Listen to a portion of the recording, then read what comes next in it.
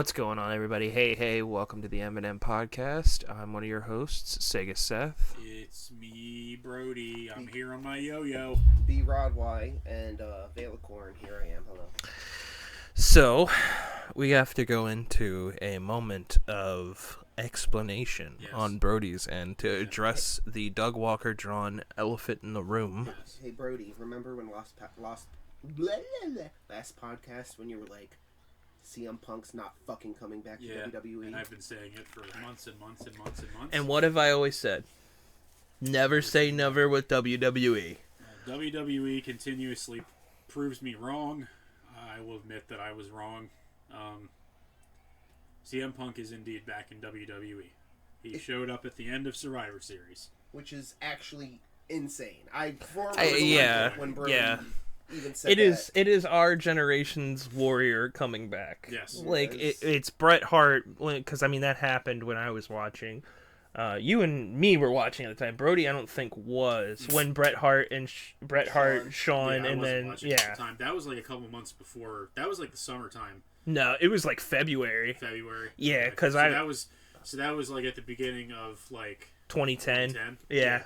So I didn't start watching till 2011. Yeah. So I mean, or at the end of 2010. You know, it's just one of those things that nobody intended on happening. No. So it is surreal. I would argue is one of, in the last, since 2000, I would say is the biggest return. Oh, definitely. Because, I mean, agree. Stone Cold coming back, I mean, they were able to mend their fences, but, like, at the same time, where was he going to go? Yeah. Right. You know, it's, you know, I mean, and then Shawn and Bret, yeah, I mean, that happened in 97. So it's like, you know, it's 97, right? The screw job? Yeah, 97. I don't know why I was Survivor thinking. Series, 97. Yeah. Yeah, I mean, it's something that I just always have to double check with that. They even say, like, Michael Cole even said, like, multiple times, like, they said it could never happen, would never happen on live TV, so. Well, so everyone's very aware that, you know, this is a big shock. I think he's going to run out the rest of his career here and then retire. I think he needs to. Yeah. WWE is a good place to end your career in. Because where else are you going to go out on a high note? Plus, regardless, whatever anyone can say whatever they want, but the wrestling in WWE is safer than the AEW wrestling. Absolutely. They take more risks. They take bigger bumps. It's a better ran company overall. Yes. AEW, like... Don't tear me apart, you AEW marks. I like AEW. Like, I just like pro wrestling. Like, don't get me wrong. I like AEW, but it's more run like a fan club. It's ran like an indie promotion. It's ran like an indie promotion. It's not run like a business like WWE. Mm-hmm. Because that's... Which, you know, is fine because, you know, it's something Tony Khan always wanted to do. Right. And, I mean, he's just got the money to But do it. So. Wrestling doesn't have a good history of people that are like, I really love wrestling. I'm going to make a pro wrestling company. Yeah. Right. Well, that's what I love them both for different reasons. Like WWE, you get the storylines, you get the WrestleManias, obviously, which, side note, WrestleMania Night 1, which we're going to. Biggity bam. Thank you, ma'am. CM Punk versus Seth Rollins as the main event, which is probably would be insane. But I love both WWE for the storytelling. What if he was the host? They put on and stuff. CM Punk. What if CM Punk was the host of WrestleMania? He's gonna wrestle. I know he is, but just think about that. Yeah. But then I have AEW if I want to see like MJF and Bryan Danielson do a 60-minute Iron Man match. They put on fantastic matches. Yeah. But in an overall stability of a company where you're wanting to protect your wrestlers, wanting to protect your promotion, your storylines is doing storylines. The storylines are always better in WWE. The women's division in particular. The women's. I hate to say it, but the women's division. It's never been good. It's not been. It's never been good. There's been like a handful of wrestlers I like from there, but like it's never been. Like, WWE has always had the better... I mean, my girl Ruby Soho is great, but Tony like... Khan's stuck in his mid-2000s Ring of Honor booking. That is perfectly said. Yeah. Which is great. I'm a huge mark for that era of Ring of Honor. So, like, I grew up watching bootleg DVDs of Chris Hero and CM Punk, you know, having matches that my brother Craig gave me. Like, I like that era of Ring of Honor, but, like, at some point, you know, especially through the eyes of talent... You're going to want to be safe. And I mean, and I've been saying this since the jump because Cornette said it, and I 100% agree with it. if you know you're gonna get in trouble, the person, imagine if it's Tony Khan or Triple H yelling at you. Who do you think you're gonna be more inclined to be scared of? Tony Khan always looks so terrified. He does all the time, and he's like a big mark, so like he excuses shit. But I'm just saying, like, in the regards of being punished, I mean, WWE doesn't fucking play. No. Like, when it comes to wellness policy, they're a publicly traded company. They like can't AEW. play. They are a corporate business. Especially with TKO owning them now. Yes. You know how serious the UFC takes their shit? Leads me to also, from what I've heard, they put like an attitude clause in CM Punk's contract. Yeah. To where like he can't act up or probably in a certain way. Yeah. See, which is good. That's what I was wondering, if there was something in his contract like, hey man, you screw up and there's no second chances. You're gone. His promo on Raw was really cool. Yes, it was very good. I'm not here to make friends. I'm here to make money. I'm here to make money. Which is like the I perfect expected line more for him. from it. I did too. But the only reason that I didn't hate on it is because I think Triple H knows what he's doing, and I think he's waiting for the right time. Yeah. When CM Punk gets into a feud and he drops one of those pipe bombs he's famous for, on Rollins or whoever, like. So McIntyre. I'm not hating on it yet, but I think. Plus, it was the first night he was back. That's what I'm saying. But with AEW, the first night he was back, it was this huge. He cut this. And think about how that worked out, right? Which I think it's smart on Triple H's end to like kind of like just bring him in slowly, like say, "Hey, I'm back. I missed you guys. Just start off. Back. Just start. No, don't bring him back. Just start off like that, and then ease his way into like, cutting, like a pipe bomb. Yeah, I'm sure we'll get something like mind blowing by Royal Rumble season.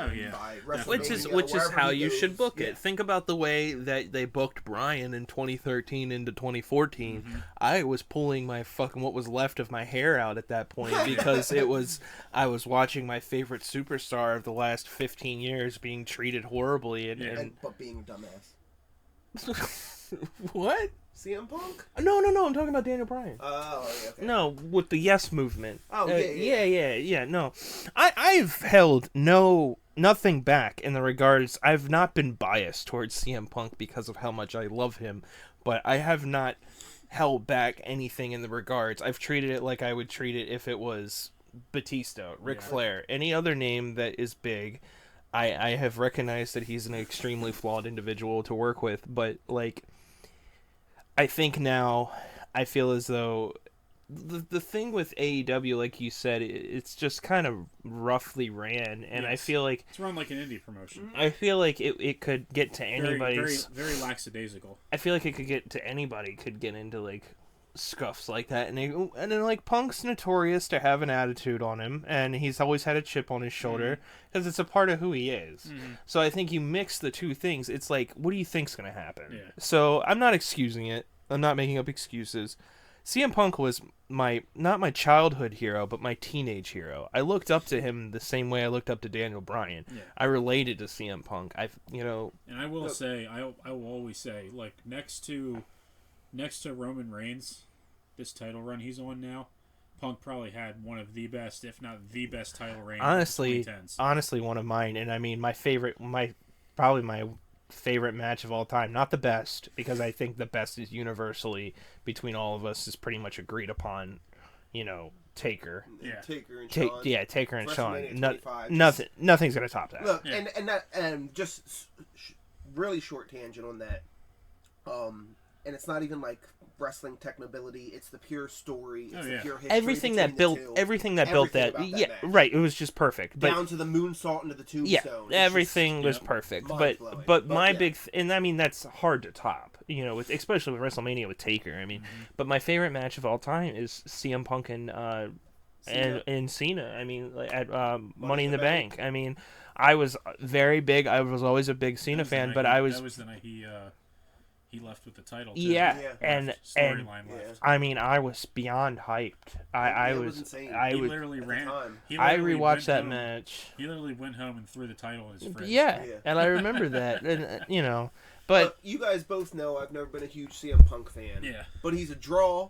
He's a good talker. Yeah, and if he can stay healthy, he's a good wrestler. Oh yeah, so I'm all for him coming back. Cutting promos with him, Kevin Owens, with him and Sami Zayn. Yeah, I'm looking forward to that. I mean, think about this. I get Sami Zayn and CM Punk Like, and I'm in the minority, but CM Punk and Logan Paul on the microphone and in the ring. Think about their personas. Yeah. Yes. They are the Yes. most opposite. Right. Yeah. And, like, for me, I'm definitely more of a Punk, Right. you know, But they can both persona. talk their ass off. But the two of them going... Because you can say...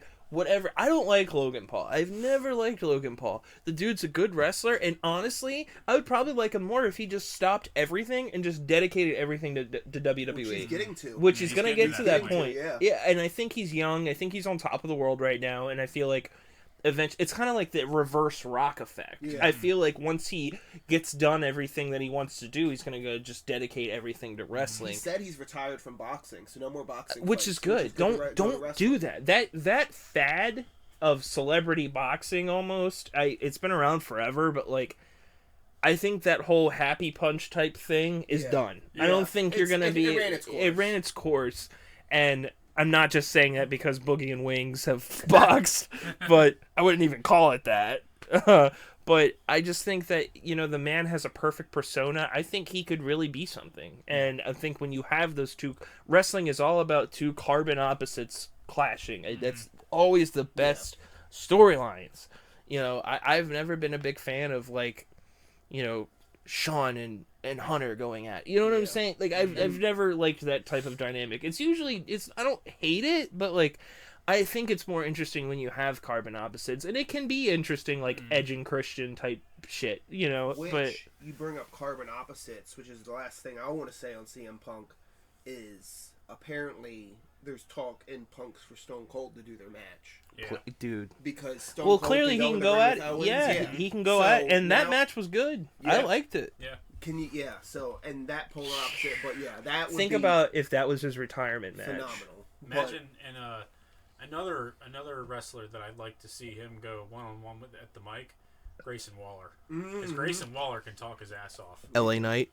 That's another one. There's I mean, the possibilities you've got lots of dream matches. I mean, not just that, but just like, I mean, the roster right now for Raw and SmackDown has like, it's like the best it's been in like 15 years. And even NXT. Oh yeah. You've got people forming like Carmelo, like Braun Breaker, like fucking the Creed brothers. Creeds. Like, oh my god. And oftentimes you'll have like Cody Rhodes showing up there. Now they kind of cross main roster, but yeah. I think it's, you know, stuff with the Judgment Day. I mean, like, I thought when Edge was done with the Judgment Day, I'm like, oh man, this is gonna be kind of lame without him. But it hasn't. Judgment Day's been on top. They took off. Also think about this. Right now, you have the most pushed face since 2015 as the biggest champion in the company right now. And you just brought CM Punk back, who is notorious for hating that type of mentality in pro wrestling. I mean, you have a recipe for success at that point. And I am very for the first time in a long time, I'm very hopeful for WWE. Oh, yeah. I mean, I'm never going to just stop. The only time I came close to stop watching was in 2017 when Jinder was champion. I was like, you know what, man, I'm out. We can all agree that there's ins and outs of our wrestling fans, but I think all three of us are lifelong wrestling fans. When it comes down to WrestleMania, we're all always going to watch. It's never going to go away. Yeah. It's been that way since I was 6 years old, and I've had peaks and valleys where there were times where I was only watching one fed, or I was just feeling nostalgic. So for 6 months, I just watched nothing but ECW. But there'll never be a point where CM Punk comes back and I'm not going to care. Yeah. I don't think. You got anything else? No, just one more thing. Like, I know I was wrong. I will take all. This is Brody's address to the nation. I will take all your mean comments. I'm sure there's a lot of them. I'm gonna make 5 fake pages and comments mean stuff about Brody. Brody smells like cheese. But Brody's like, how do they know that? I mean, I was genuinely shocked. You know. So I got 2 things real quick. One, Norman Reedus is Ghost Rider and Blade. Yep. Really? Yep. So I'm interested to see how it goes. I heard that as Ghost Rider and Blade. Oh, no. So I was like, wait, which what? is interesting because Norman Reedus was in Blade too. I think. Oh, yeah. Very young Norman Reedus. So before he took I don't know why I thought that was Blade 3.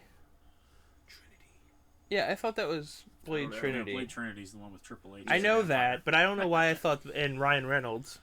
Ryan Reynolds. Ryan Reynolds is in that, yeah. Oh, yeah, that's yeah, right. Okay, yeah. I haven't seen those movies in a long time. Blade 2 I've watched more than once. Trey really likes Blade 2, so we watch Blade 2 from time to time. I genuinely like, that era of superhero movie.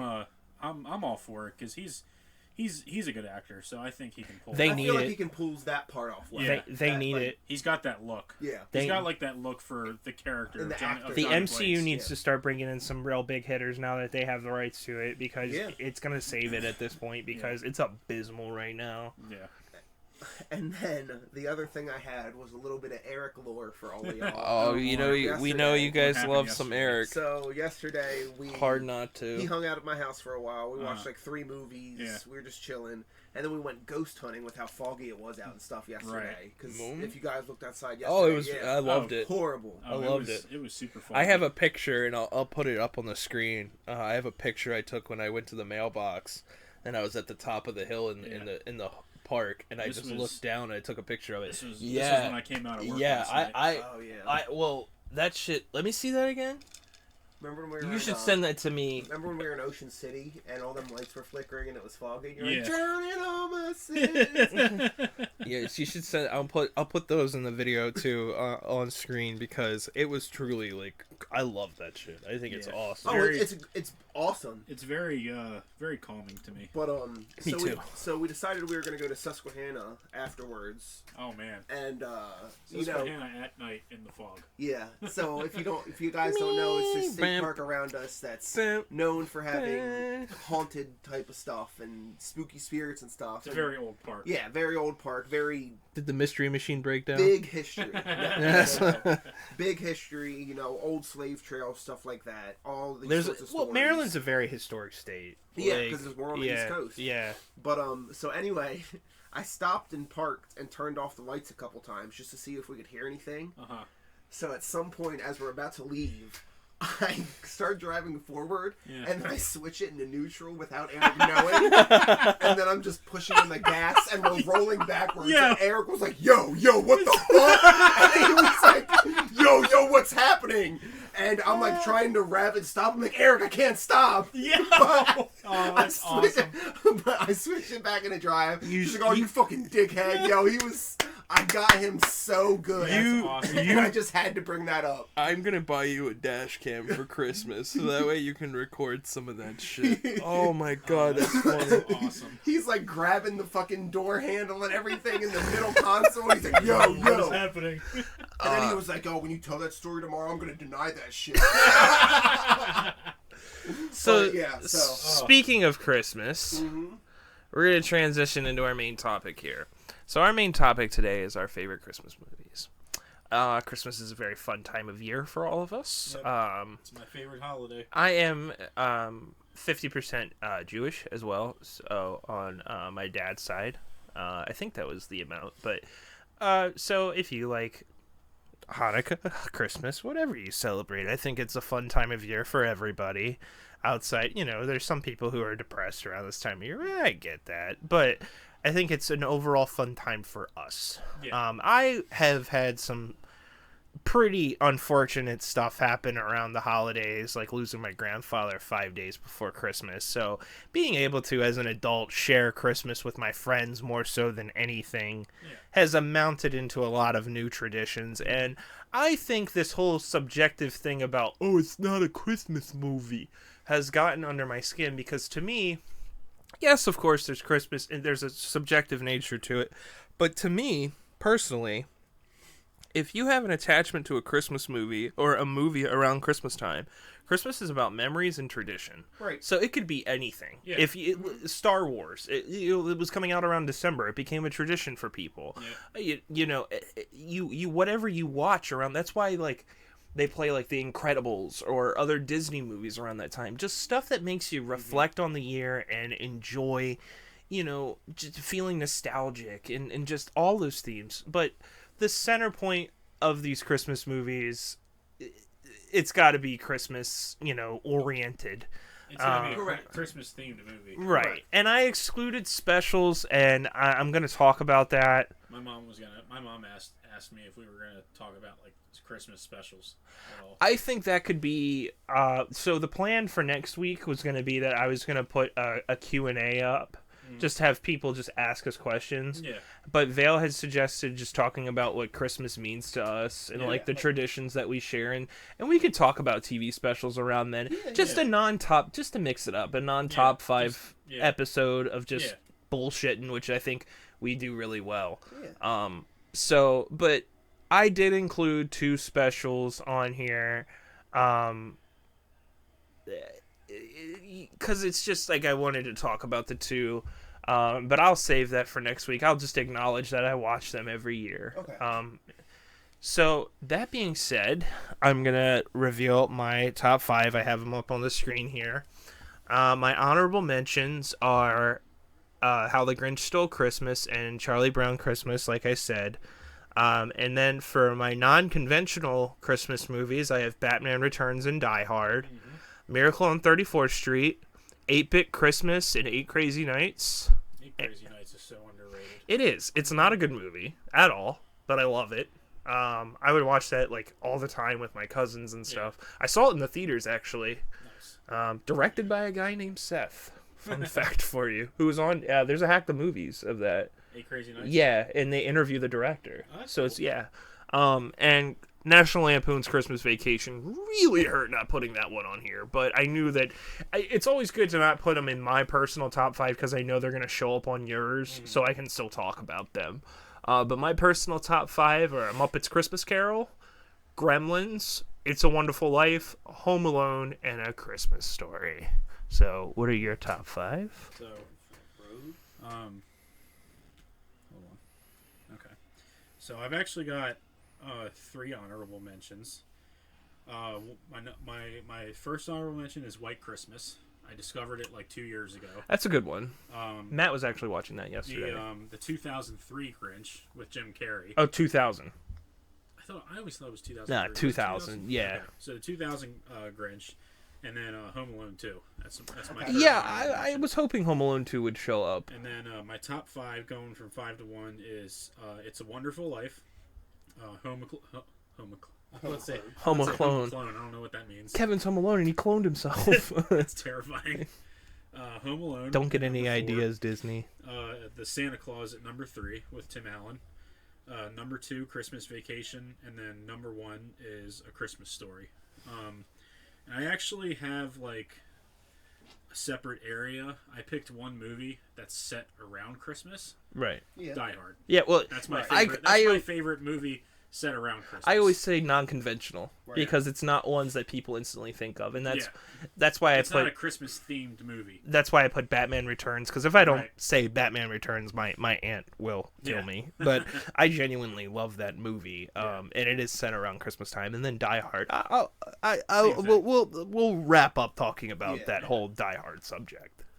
But okay, so I have a guess, 2 honorable mentions, and then my top 5. Okay. So my guess for the future is next year. I guarantee you, Terrifier 3 will be on this list. So I just wanted to throw that out there. Yeah. My honorable mentions: Office Christmas Party, just because I went and saw it at a fun time. My sister was talking to me about that last week. It's a fun movie, especially if you watch it with your friends. It's goofy. It's got what's his face from Deadpool? TJ. Oh, Miller. TJ Miller, yeah. He kills it in it. He's hilarious. Jason Bateman. And Santa's Sleigh. Oh, yeah. I love that movie. It's over the top. The opening of that movie. It's got so many kills. To think James Caan would be an elf like not long after that movie is really funny. Just to like put it in simpler terms, just Goldberg as a killer Santa Claus. Enough said. Think about that. Yeah, it's I first read about that. Funny. It's horrible. It's stupid, but it's fun. I first read about that in a book when I was like 10, 11. It was a book about like the history of Santa because I was just a nerd and I would read random shit. And I read about it and I was like, dude, get the fuck out of here. And I like made it my mission to find that, and I found it at Blockbuster and I fell in love with that movie. It's so stupid. And then for my top 5, we've got The Night Before. Oh, that was so much fun. I try to watch that every year, but it was a lot of fun rewatching that this year. Night Before with Seth Rogen and Joseph Gordon-Levitt and Anthony Mackie. Anthony Mackie, yeah. I don't know if this counts as a TV special or the movie, but the Rudolph and the Red-Nosed Reindeer, the Island of Misfit Toys. Yeah. The second one? Yeah. Yeah, I remember watching that. That one always hits. Me, my mom, and my sister used to watch that every year. The CG one? Yeah. Not the stop-motion puppet one. Are you talking about the one with the toy taker? I'm talking about with... you're talking about the actual classic one. Yeah. Well, because there was a sequel called Rudolph and the Island of Misfit Toys, where Rick Moranis played a guy named the Toy Taker, and it was animated in CG. No. You're talking about the original. Yeah. And it's then, kind of creepy. I don't really like that one too much. I got Jim Carrey's The Grinch. Yeah. I've got Santa Claus with Tim Allen. I knew that would be on your list. I watched those that was mine and my mom. I like those movies a lot. I just didn't put them on here because I knew you two 1 and 2 are great. 3 is okay. That's actually what I was having that discussion. I'm not big on the sequels. I don't know why. The second one... Not bad. The second one's pretty good. Yeah. Austin used to have that on bootleg. So oh, yeah. Austin had, it was the first bootleg VHS tape I think I saw. He had Santa Claus 2. Santa Claus, and then... Let me guess what your number one is. Miracle on 34th Street. No. No? No, that's my mom's, so it was almost on this list. Mom's, that's my favorite, but it's just Elf. Yeah. Which, you love it or you hate it. I know it's very in the middle. Some people love it, some people hate it. But I watched that video. It was one of my first Will Ferrell movies. My mom watched it. It's the first movie that he had all to himself post SNL. Yeah. It was, I saw it in the theater. I love that Watching movie. it really young, him jumping on the Christmas tree, him spraying the fucking perfume in his mouth. Yeah. It just... Santa! Me and my sister used to do that every time we were in the mall. Santa was there. Smiling. Yeah. It was... Smiling's my favorite. I think that Elf, it's became kind of oversaturated in the same regard as most Christmas movies. Yeah. But I do genuinely really like that movie. I think the ending is super cute. It just hits you. The ending's so good. Yeah. When I was a kid, it just always made me laugh. Like call me an elf one more time. Yeah, Peter Dinklage. And then he gets everybody in the mailroom drunk, and they're all dancing and stuff. Yeah, whoop, there it is. Yeah, and but Zooey Deschanel is so gorgeous in that movie. The movie's very sweet. It's also fun. So fun story with that. We were watching that in my 9th grade math class, and you guys know Mr. Mobley. Yeah.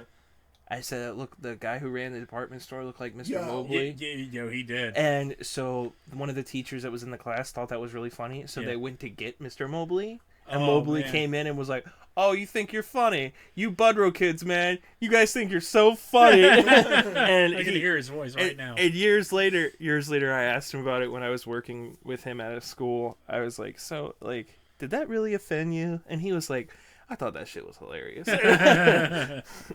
Yeah, but, the Terrifier 3, probably next year. Honorables, Office Christmas Party, Santa Sleigh, then Night Before, Rudolph Red-Nosed Reindeer. Reindeer, fuck you. Yeah. Reindeer. Jim Carrey's The Grinch, Santa Claus, and Elf. So, I think that, so the ones we have in common we'll do after our individual ones that nobody has on there. Yeah, I know y'all have got a lot more in common than I do. Yeah, well, I'm the classic guy, and I know that Brody has more classic taste like I do, but he also has obscure tastes like you do too. But I think that's what makes this interesting. Muppets Christmas Carol, I mean, it's pretty simple. It's a Christmas Carol with the Muppets, and the Muppets I always say, I'm a very jaded individual and I'm very cynical, but one of the few things that is very innocent that I have left is the Muppets. I've loved the Muppets for as long as I can remember. Who plays Scrooge? Michael Caine, and I wanted to talk about that. Somebody really famous. He kills it, in my opinion.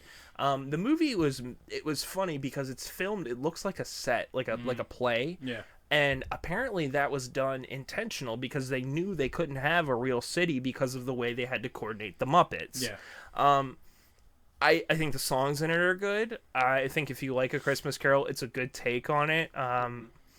I remember, like, I had a coworker who was in his 50s, and I remember he said, "Oh, that's my favorite Christmas movie," and it was just so interesting to hear it. Now I'll always message him on Facebook and talk about it and back and forth, and it's just my aunt and I saw it in the theater a few years ago, and it just hits that sweet spot for me every year. And I mean, it's actually funny, and the Muppets looked. I mean, it's crazy that they can have a felt thing feel like a real person. Because I look at Kermit like I do Yoda. It's just like a real person, and they were both done by Frank Oz. But yeah, I mean, it's just A Christmas Carol with the Muppets. So I thought about putting the George C. Scott Christmas Carol. That's a really good one. That's a good take on it.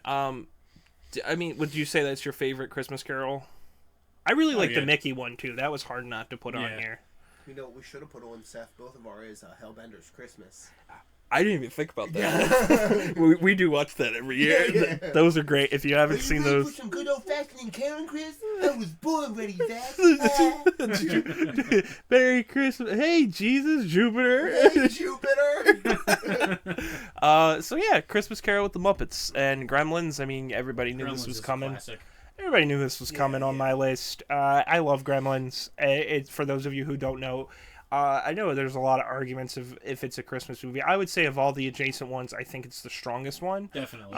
Gizmo was given Gremlins is definitely a Christmas movie compared to, like, say, Batman Returns and Die Hard. So Gremlins, you think about Gizmo being given as a gift. You think of the Christmas music. You think of the snow. The gremlin in the tree. It's very, very Christmas themed. It's about a guy named Billy. His dad is an inventor, and he buys this little creature in Chinatown called a mogwai. He then gives it to Billy as a present. Well, with rules, you can't get him wet, you can't feed him after midnight, and light will kill him. Bright light. And so he acts. Corey Feldman's little bitch ass actually gets him wet. Vendetta. Yeah, we're gonna have a beef for what is the big seaman quote? We just have to accept we're always just gonna be enemies. So that's a good video if you haven't seen that. Look that one up. Versus Lady Gaga. Hilarious. So it's a good one. It gets the gremlin wet, and then he turns into multiple ones, and then it just kind of goes crazy from there. I mean, the puppetry is great. Dick Miller is great. He's good in anything he does, but he's a gem in that movie. They really the puppetry is great. It's one of those things where you actually root for the bad guys too because of how fun the Gremlins are having. Right. There's some. Mike from Breaking Bad is one of the cops. Yep. And I always forget that. He's got hair, actually. And he's laughing in it, too. He's like, he's look at him, killer thing. He's like drunk and he's shooting little darts at everything. There's a... Thank you for that introduction on my mic as you use the bathroom. There's a fun fact, actually, too. Joe Dante said in an interview that the bar scene... the scene with the gremlins in the bar. He that was like the last thing they ever shot. So like this was like after everyone went home. I could only and imagine. He said it probably took about a week to shoot that scene. And he said the beer and popcorn and stuff and everywhere. He said the smell was like I can ungodly. only imagine. He said it was awful. I mean, that scene alone is just amazing. They're playing the Easter eggs in that movie alone too. There's a really cool moment where in the beginning of the movie, Mrs. Deagle, the evil, horrible bitch in the movie, is Billy draws because Billy's an artist. He draws her as a dragon, and the person sitting next to him is Chuck Jones from Looney Tunes, and he says, "Oh, I bet you that's fun to listen to." Oh, dear Mike. But he says, the old bat never looked better. He said, "You're doing just fine." And he goes, "Thanks, Mr. Jones." Or thanks. And he says, "I'll see you later, Mr. Jones."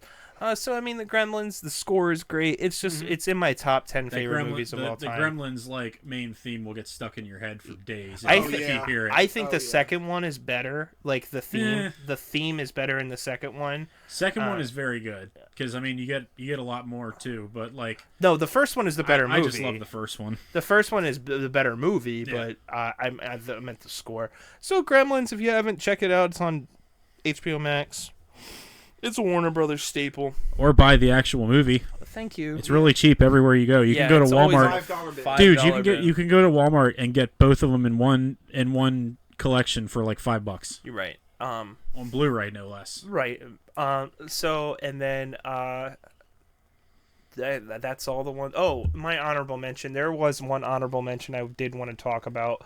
Because it doesn't get a lot of love. It's the only one I'm going to talk about outside of Lampoons because it's on yours and we share it in common, and Die Hard. But 8-Bit Christmas is a really cool movie that not a lot of people have seen yet. It's basically Christmas Story in the 80s. It's about a kid who really wants an NES for Christmas. Steve Zahn's in it. Okay.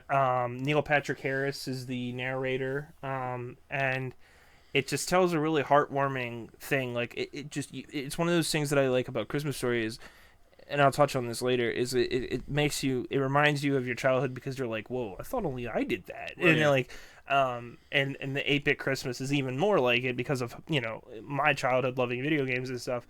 And it's on HBO Max. It premiered on there. It's a really, really good, goofy movie. Is it an extreme? I knew you were gonna say that, but there's like such relatable characters in it. Like there's a guy that wears he has like a jean jacket with covered in like Metallica patches and stuff, and he's always wearing like Slayer shirts, and he's like the aggressive friend that's like, oh, they play like King of the Hill, and he's like knocking the kid over and shit, and they're like, we can get him to do like anything. I've seen it pop up. I thought about watching it. It's good. I honestly thought it was a documentary. No, I thought it was some form of documentary or something. It's pretty good. Looks like it could be from like the poster. Yeah, definitely. But and finding that on my Plex server would make sense because of how much I like video game documentaries. But and then like they have like the kid with the allergies, like that's allergic to everything, and all these G's.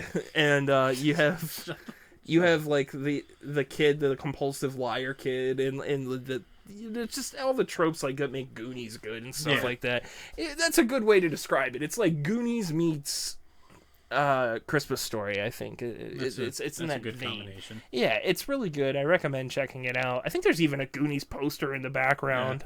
But yeah, so now your individual ones. Yeah, well, most of my individual ones are on our lists, or actually all of my top fives are pretty much on our combined lists. But I will mention The Grinch and White Christmas. Yeah, we gotta talk about The Grinch. I would love to talk about that too. So I'll interject on that one. So I'll just talk about White Christmas then. So White Christmas I really didn't discover till like 2 years ago. That's one of those like grandparent classics. Yeah, it's Bing Crosby and Fred Astaire, I think, and they basically play two army buddies.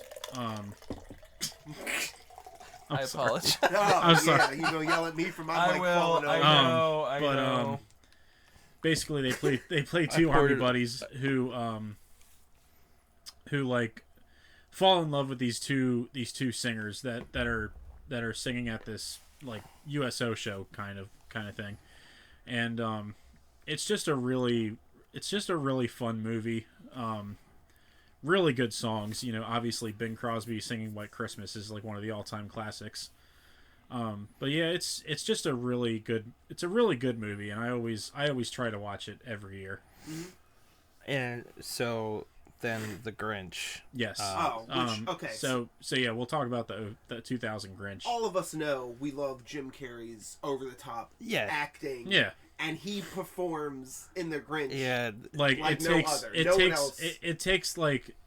It takes the original's premise and just kind of adds that Jim Carrey like twist and flavor to it. I see why people dinner with me at 8. I can't miss that again. Yeah, I see why people cancel that again. I think it's started to catch on with our generation in particular because of how double entirely. The part that always gets me is the part jury duty. Blackmail pigs with a mixture notice. And then the part where where he's on the wall. Yeah. He's like, you're gonna have me watching this after we get out of here. I think I'm gonna watch it. And then Max sneezes. He's just like, because of that. Oh no. We should watch that. I would love to. But some of the other lines, I mean, like one of the best lines is he's walking around town and he's got the hacksaw in hand and he's like, and he hands it off to the kids. He's like, "Here, kids, here's a present for you. Run real fast with it. Go.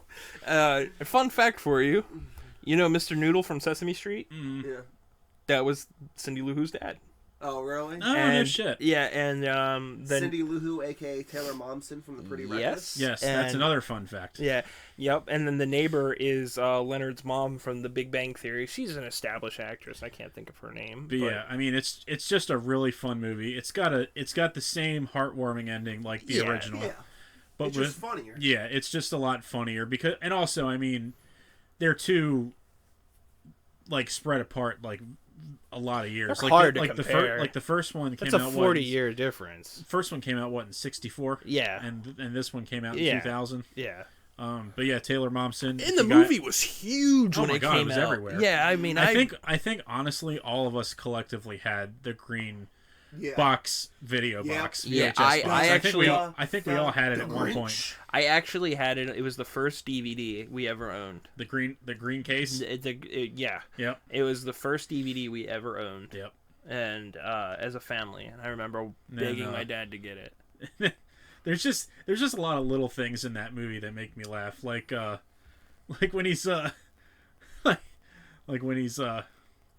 when you first see it, like his mouth, and he's like, "I really don't like him." No, I don't. Nope. And then he just bites into the onion. He's like, "Yeah, Max, get my cloak." Quotable. But yeah, there's just so many good lines in that movie. Yeah, great movie. I mean, we could probably spend a whole episode talking about that movie. Yeah.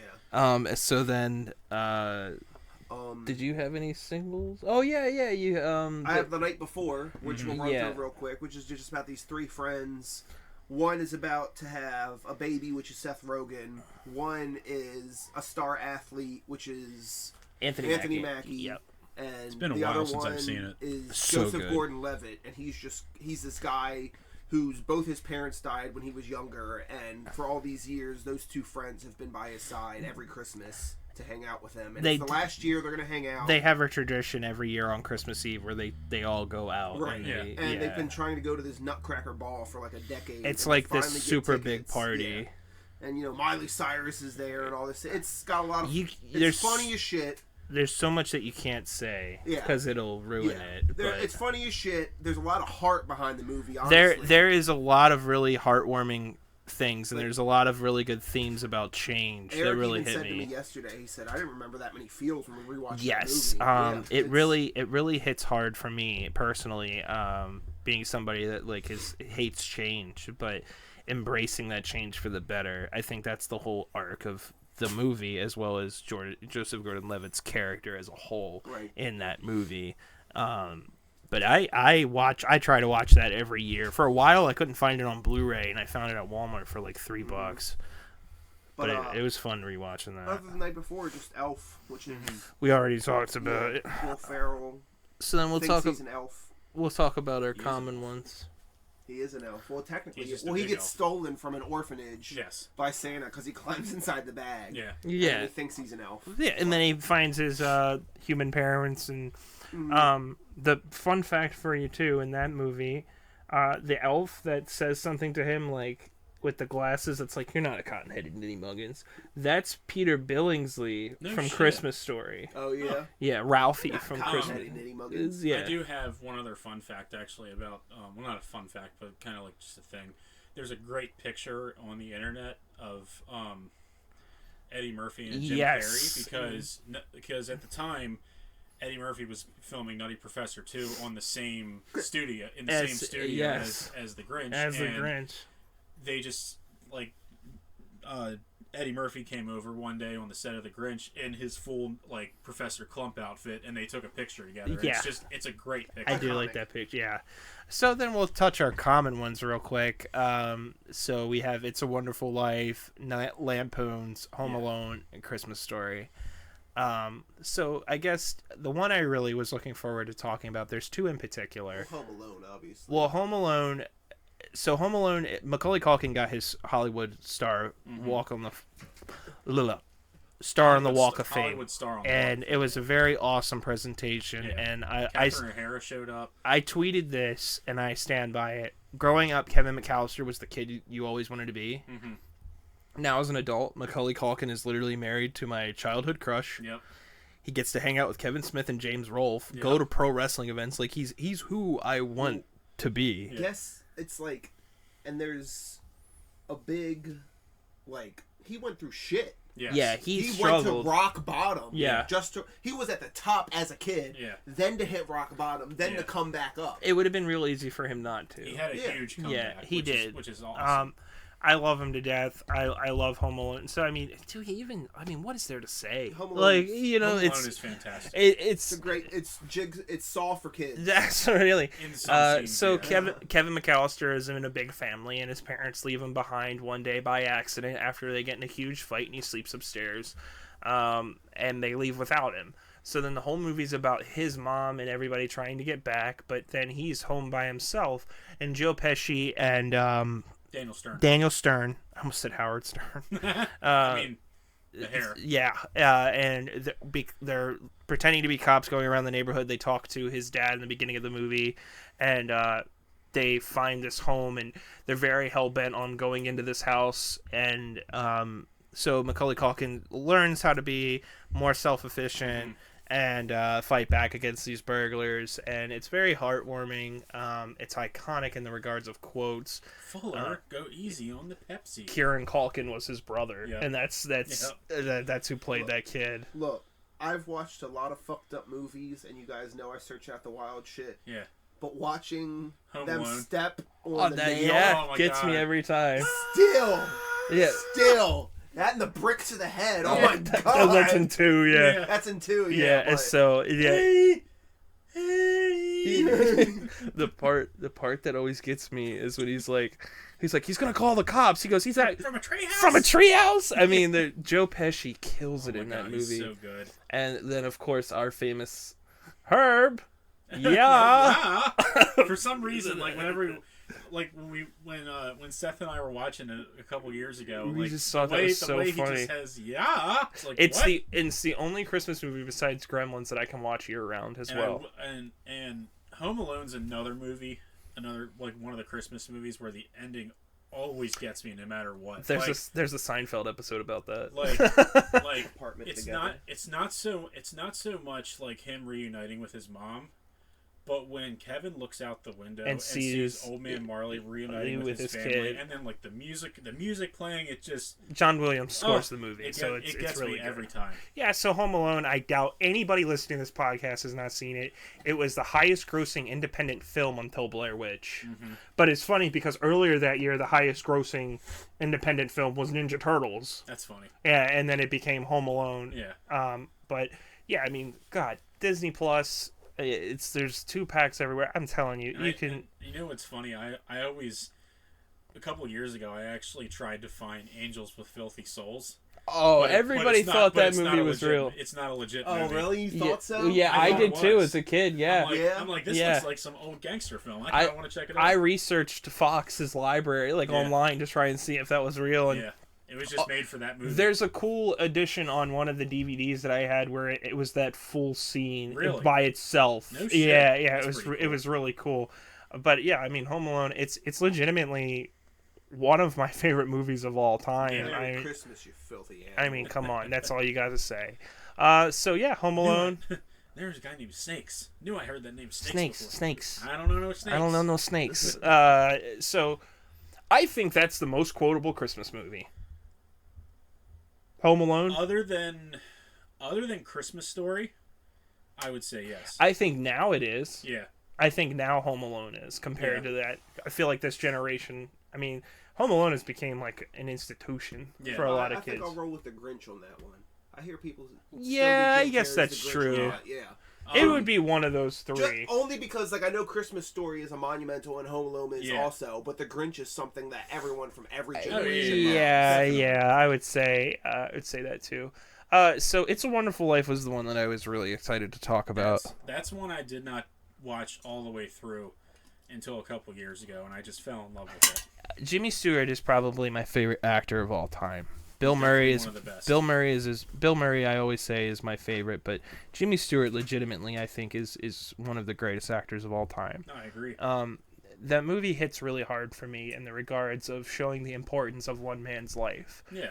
It's about George Bailey, who his whole life he's given everything to everybody else to do what's right, and people around his town have grown to love him. Mm-hmm. But every time he tries to go out and be adventurous in the world... Well, every time he tries to do something for himself... It gets taken back to having to work for his building and loan, which was a company, which is, it was a lot like my grandfather who had a home business as well. So it was about, helping these people get homes and there's Mr. Potter, who's this old...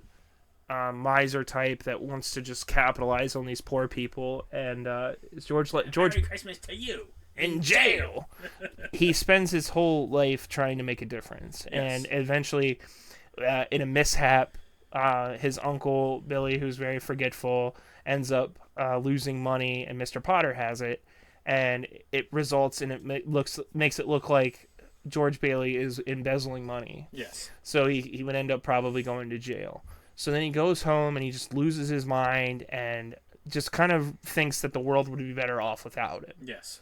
So then an angel comes down and shows him what his life would be like, what the world would be like without him. Yeah. And it really shows this huge impact that he's made on the world. And it really hits you in the sweet spot. To quote Robin or Dick Grayson from the Christmas with the Joker episode. Yeah. The best way to sum it up is... It shows how big a difference one man can make to a city. Right. And the ending, I think, I was thinking about this. There's no movie I like the ending better. I don't think there's any movie that I like the ending genuinely better. I mean, there's a lot of movies that have a really awesome ending. But I think that's my favorite. That one's definitely that up and New there. Hope, I feel like, are my two favorites. Yeah.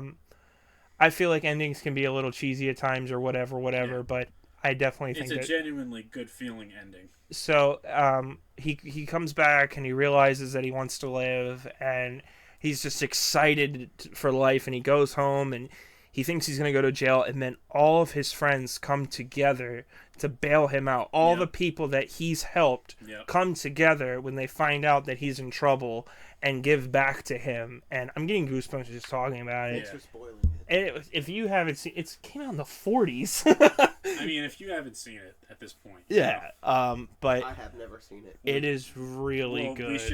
We should have a sit down and watch it. I watched it. 40s movie, I don't think that's going to be my It's not going to be his jam, I don't think. I don't think it'll be my jam. I think I could at least show you the ending at some point, but it's one of the best lines from him is isn't it great I'm going to jail? Isn't it? Yeah, I'm going to jail. Yeah, the Miracle on 34th Street, which we didn't talk about, is fantastic. That one's up there. The original or the remake? I don't like the Both. remake. I like the remake. My mom's watched them both, but definitely the original. The original is the best. The part that I like in that movie, because I mean these are both classics, so we can kind of piggyback off each other.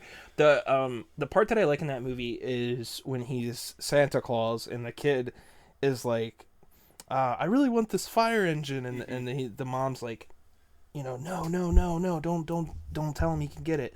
So then he says that he can get it, and she's like, what's the big idea? And he's like, well, you can go here and get it. And he's just like, she's like, I didn't know that Macy's cared this much. He's like, well, as long as I'm here, they do. Edwin Gwynn he kills it. Yeah. I love it. Definitely. But It's a Wonderful Life basically hits me in a lot of the personal feels of just having this unified front that it's you and the people that you build around you to get you through shit. And First time I watched it too was actually Christmas Eve, 2 or 3 years ago, and I just couldn't sleep, obviously.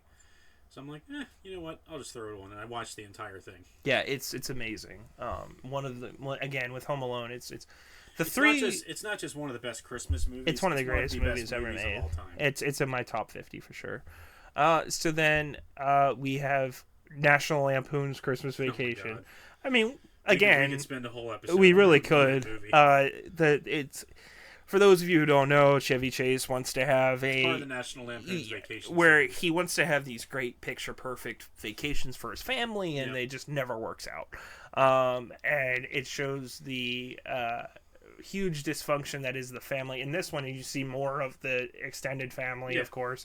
And it shows all the pains of Christmas that you end up relating to as you get older, setting up the lights, dealing with all that stuff.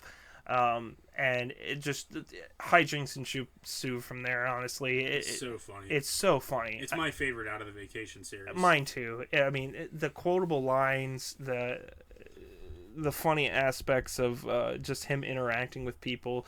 You know, like my favorite dialogue is it's a bit nipply out there. Did I say nipple? There is a nip in the air. Where he's talking to Eddie and he's like, do you need anything? Eggnog, food. Drive you out in the middle of nowhere and leave you for dead? Nah, I'm good. I mean, Cousin Eddie, I guess, is the standout role that is in that movie. He just is the most iconic character, and I hate the sequel that he. Oh my god, I don't even want to talk about it. God. One of my favorite lines is when he says, "'Tis the season to be merry," and he's talking to the girl. He's like, "Well, that's my name." And he goes, "No shit." Shit gets me every time. Tyson, this is his favorite movie. He quotes it all the time. So good. It's my favorite line. Like I said, is that one, and that the one with the "leave you for dead," and then it's like she wrapped her damn cat. and listen here, leaking. It's lime. Oh yeah. Why don't you go get my stogie? Yeah. Eddie, if I woke up tomorrow morning with my head so to the carpet, I wouldn't be more surprised than I am right now. I mean, yeah, then, you know, he ends up he's waiting for this Christmas bonus, and without spoiling anything, it doesn't go the way he wants, and he gives one of the biggest tangents. That it's almost on par with the Planes, Trains, and Automobiles. Yeah. I want a fucking car right fucking now. This is another one we had the luxury of seeing in the theaters. They play it sometimes. If you get a chance to watch it this year, definitely check it out. It's a good one. Now we'll talk about the big one. Yeah. Between Us. Anyway. Between Us, our favorite Christmas movie. A Christmas Story. I've always said that you have to grow up with this movie in order to really love it. Mm-hmm. It's a very relatable, you know, everybody has those I feel like everybody has those like fantasies about, you know, when they would get punished, what they would think about, you know, so poisoning. For those of you who don't know, Ralphie is a little boy, and he really wants a Red Ryder BB gun for Christmas, and he it shows all the lengths that he goes through childhood, or through being a child around Christmas time, and wanting one big gift, which I feel like every kid can relate to. Mm-hmm. And of course, there's his parents that are, you know, the loving, supporting mom, and the doofus dad, and the annoying kid brother, and the school bullies who were, one of them actually was in Freddy versus Jason. Oh, that's right. Everyone forgot. And of course it shows, you know, meeting the shitty mall Santa, and it just shows him. Hey kid, the store is closing. It's directed by Bob Clark, the late Bob Clark, who also directed Black Christmas, which is crazy to compare these two. And the narration is great. It's just one of those things that has become an institution. Yeah, it's a tradition with my family because it comes on every Christmas Eve. They've been doing it for what, the last 20 years? Yeah, like all day. They play on TBS 24 hours, starting at 8 o'clock. Starting at 8 o'clock on Christmas Eve and ending at 8 o'clock on Christmas Day. And your reaction to that is very genuine, and I respect that. I understand. Why a lot of people don't like it. I never hate the movie. The movie's a great movie. Yeah. It's just, like you said, it's something you had to grow up with, which I didn't see till I was 17 or 18. Yeah. Right. So I didn't have that emotional attachment like you guys had. Like I did with Elf. Yeah, or right. Santa Claus or something like that. Yeah, I always compare it to, ironically enough, Hocus Pocus, because everyone tells me how Hocus Pocus you have to grow up with. Right. And I always say, I love A Christmas Story. Yep. I grew up with A Christmas Story. Yep. I know people who hate that movie, and it shows, just the over commercialism that Christmas has became. But I have one argument to that. That final scene in A Christmas Story, where they're standing there and it's snowing and you just see the light with the Christmas tree and they're just holding each other. That sums it up for me. Yeah. Christmas is about the memories you make, and that's what this is. Also, there is a follow-up sequel. What was that? The new one called? Christmas Story Christmas.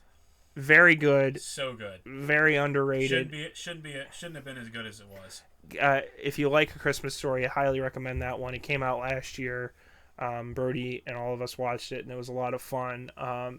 The lines, the imagery in this one is very iconic too, with Christmas time.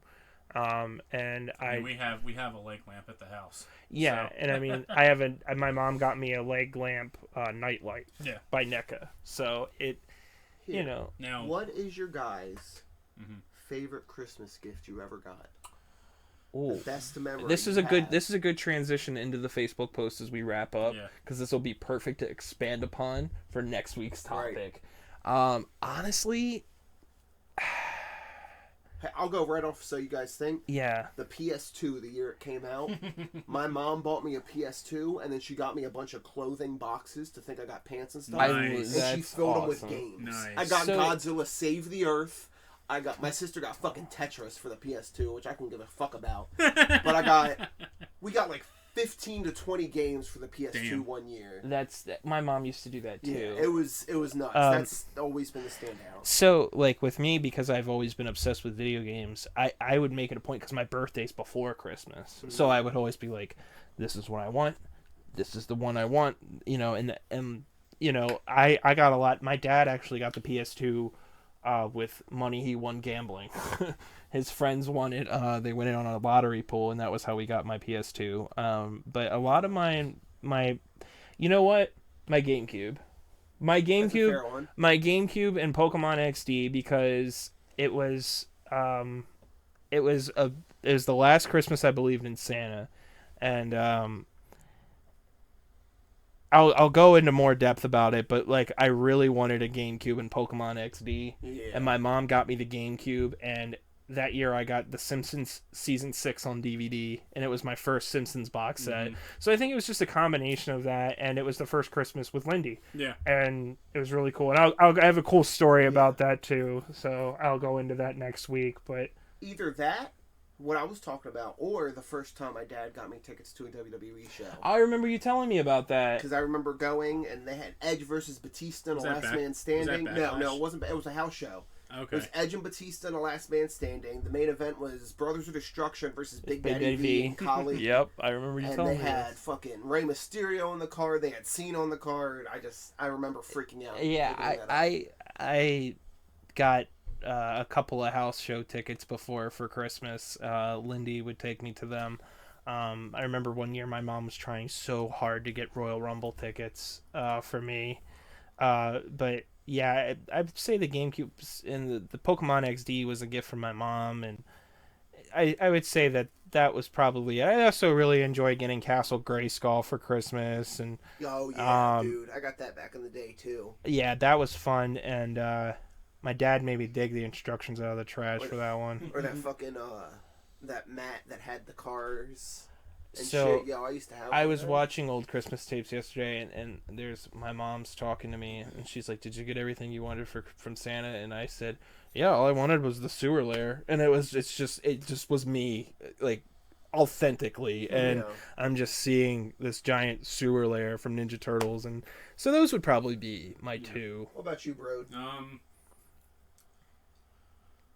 It's hard to say. I want to, not to cut you, I want to talk about what you got me for Christmas 2 years ago on the next podcast, but there's a story behind it. But your Christmas gift with the Star Wars glass that you got me, that is an awesome story that I'm looking forward to telling. But that for me definitely is up there too. As an adult, that's been so far the greatest gift I've gotten. Do you want to end with the Facebook, or do you want to end with the pics? We can do the picks as I pull up the Facebook post, but go ahead, Brody. I think my favorite Christmas gift that I've ever gotten, I've gotten a lot of great gifts, but I think I'm going to say the AC/DC Backtracks box set. Oh, yeah. Because basically AC/DC, like years ago, they released this box set called Backtracks, and it was basically like a huge set of like B-sides, concert DVDs that had never come out, a big giant booklet that showed their history up until then, and it all came in this giant like amplifier box set. Like, it was I like remember you having it was like that. a box set about this big, and you could actually plug a guitar into it and play. I remember, I remember you having that. Because back then, Brody was heavy. AC/DC was my band. Yeah, and they still are one of my bands. But I wanted that box set for so freaking long. I was so excited when I got it. So for my pick of the week, you guys go and then I'll do mine. All right, so this is a very important pick. This has been a long time coming. I have started watching The Boys. Yes! I started watching it because the other day I saw on Facebook season 4 of The Boys trailer to drop tomorrow. I'm like, okay, I think it's time. I'm not super far in. I only started it the other day. I think I'm like 3 episodes in so far. It's really good. It's definitely not what I thought it was going to be. So far, my favorite character is Billy Butcher. He's going to be. He's so great. Billy Butcher and Homelander. Homelander is fucking terrifying. Dude, Homelander, I'm telling you, man. I mean, I hate to go into spoil territory, but I think if you're a Boys fan, I think you've seen it at this point. Yeah. The scene where, the mayor of Baltimore is talking with the leader of Vought. Of Vought, and he's not accepting their deal, and he keeps asking about Compound V. Yeah. And then that final scene where Homelander just comes up and just shoots the plane down. I'm like, what's going on? You have no idea how in worse the next it 3 gets. seasons, you're gonna get taken for a ride Yeah. with Homelander. Yeah. I will tell. Look, I'm gonna make a statement right now. He is the most terrifying actor playing that role I could ever imagine. I agree. Yeah. By the time you get towards that end, it's. I agree. Because the concept is. Because now there's a big meme about Anthony Starr doesn't exist. It's just Homelander. Yeah. And, it's true. Like, there's this one interview I saw where someone's talking. He goes, "Yeah, you go ahead, go." And Anthony Starr, who plays Homelander, just looks down. And he's just like.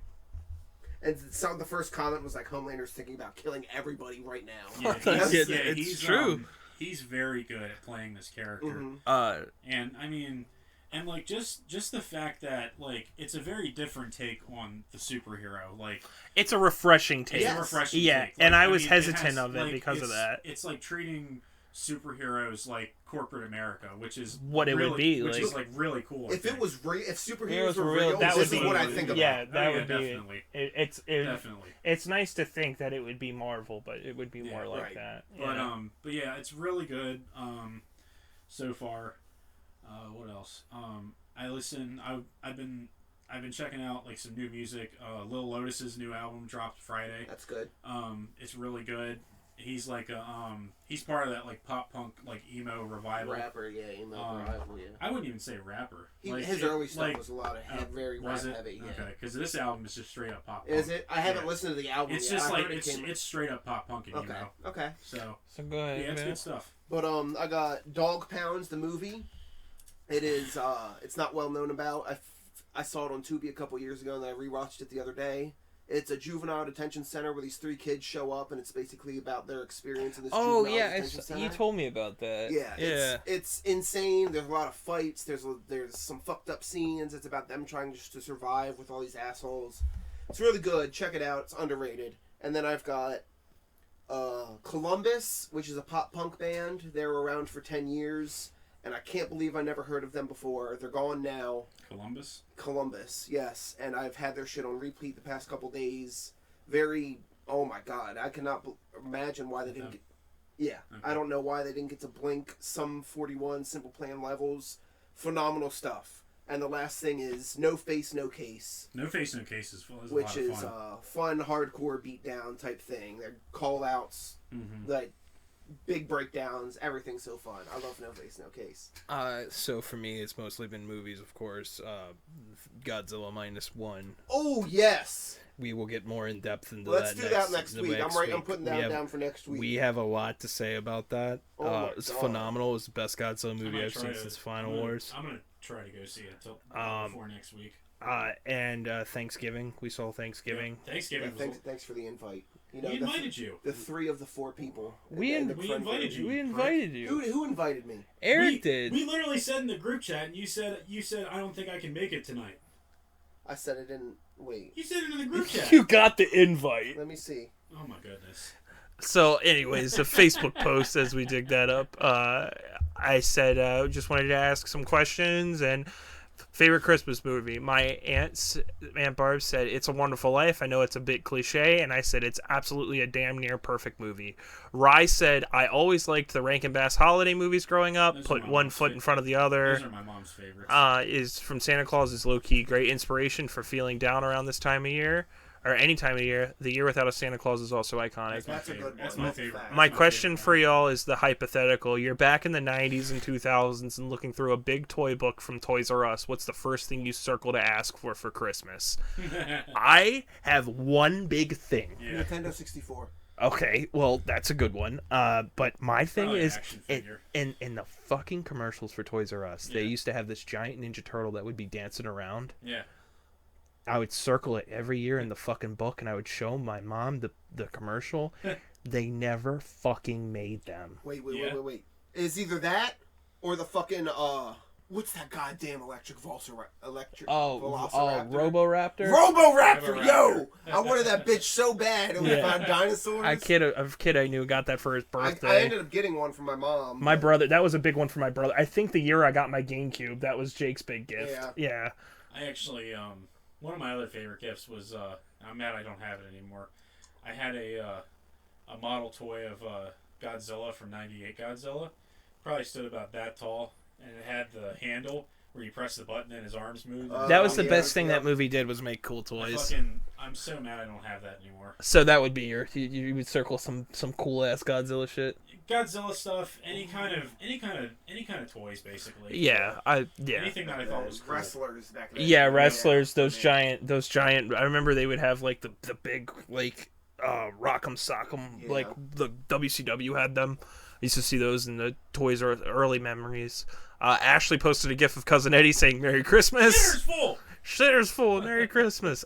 Stevie said Gremlins. Mr. Barry said, yes, I will always call him Mr. Barry. I don't care. The Ref, which I have not seen, and I'm looking forward to watching this year. We watch it every Christmas. Also, Dennis Leary. We watch The Moody's every Christmas, too. I have seen neither of them, so I would like to check them out. My Aunt Barb also said, I also like the Santa Claus movies with Tim Allen. Very excited for the new one. I didn't know there was a new one.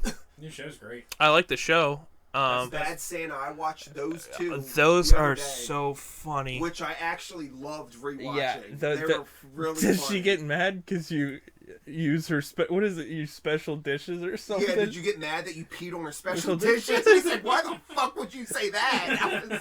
That's just Eric's brother. Yeah. That's just Eric's brother as a Santa, which is fucking stupid.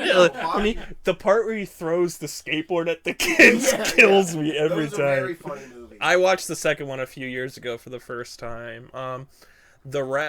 Steph said the Ref is a recent favorite of mine. Every year I always make it a point to watch a Muppet Christmas Carol and Jack Frost, the Rankin Bass one, not the Michael Keaton one. I hate the Michael Keaton one. The horror movie? No, I like the horror movie. For those of y'all that use Spotify, was there anything surprising in your Wrapped? Apparently my music brethren are in Colorado. I was in Pittsburgh. Mine too.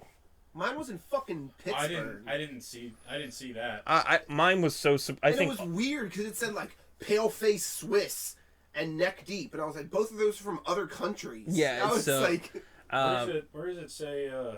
It'll tell you in the thing. It'll say your 2023 Spotify Wrapped or whatever. Well, yeah, but where do you see like the one where you share it with other people? Oh, I don't know. You gotta hit isn't that what you did? Yeah, you gotta hit the 2020. You gotta hit this. I think all of ours. I think all of ours were kind of predictable. I think mine was like the Misfits, Metallica, Ice Nine Kills, And I know it said I played Freaks by Surf Curse 32 times this year. Yeah. I had Magnolia Park, who's a pop punk band with 2 black vocalists, really good. Blink-182, obviously, they're on every year. Hot Mulligan 3, which is a newer age pop punk band, fantastic. Machine Gun Kelly, which I like his pop punk and his rap. And then number 1 was Paleface Swiss, which I obviously saw this year and have been obsessing over. My top 5 was Pantera, just because we saw them. Yeah. Lorna Shore, and I can't tell you how many times I've listened to the Hellfire and the Pain Remains trilogy. Yeah. Avenged Sevenfold, Ice Nine Kills, and then I think Metallica will always be my number 1. Sevenfold was on your top 5 this year? Mm-hmm. Huh. I listened to their latest album quite a bit, and then I listened to the self-titled album a lot too. Mine's taking forever, but I mean, mine is the most predictable shit. Yeah. This just but is. The thing is with me, like, I always, like, Metallica's gonna be on my list no matter what. Right. Just same with me. In the Misfits for me.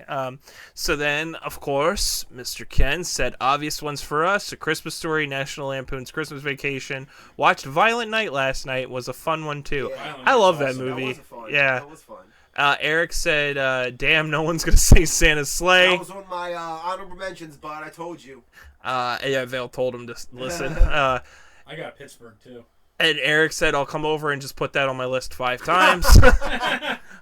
My Aunt Shy said, Die Hard, Elf, I remember you and I seeing it at the movies. It was one of our special Seth days, which my aunt, still, to this day, we still go to the movies together. She would take me to the movies. Gremlins, of course, Griswolds. Muppets Xmas Carol, and my favorite, Batman Returns. Keaton is the best ever, and Catwoman was my idol. I love everything about her. Life's a bitch, and so am I, or is it now am I?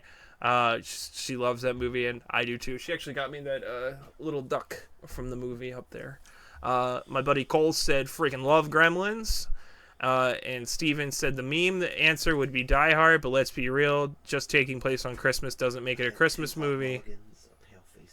I'll bring me to Horizon in the next. Yeah. So my actual answer is Nightmare Before Christmas. That's also my favorite Halloween. That's another one I discovered pretty late. I love. Tara said Krampus and Gremlins and the Muppets Christmas Carol. Shout out to Micah asking for a link. Yeah, and Micah, you're the OG, man. I love you to death.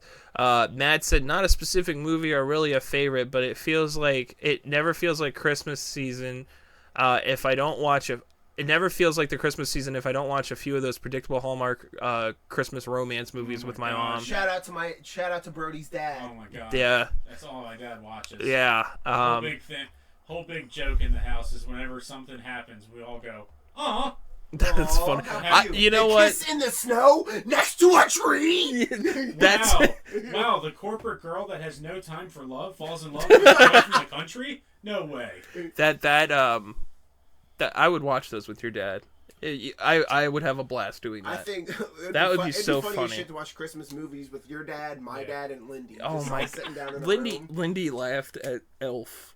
Yeah. Where he jumped on the tree last week, and I think Lindy hates Christmas Story now because of us. But yeah, that was the Facebook read off. I thank you guys for commenting on that. I love you guys. Thank you for that. Thanks for participating. And I hope you guys have a good week. And next week will be Christmas memories. And everybody has a good one. Take care. See you later. Piss yourself.